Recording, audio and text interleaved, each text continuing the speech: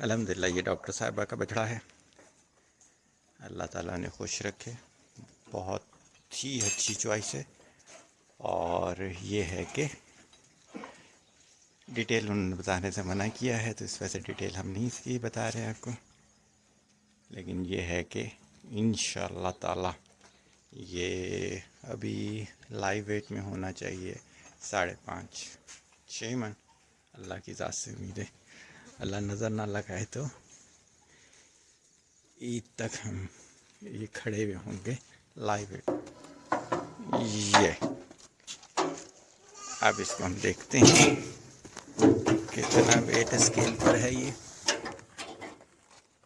ये है आपका 259.8 है।